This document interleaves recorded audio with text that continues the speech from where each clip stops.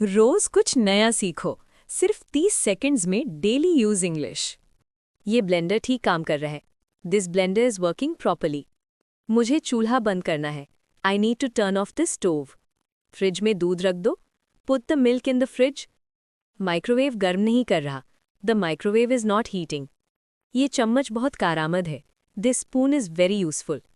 मैंने केतली भर दी है। I have filled the kettle. Toaster जल गया है। The toaster is burnt. ये चाकू बहुत तेज है। This knife is very sharp. Pressure cooker की सीटी आ रही है। The pressure cooker is whistling. Mixture बहुत गाढ़ा हो गया है। The mixture has become thick.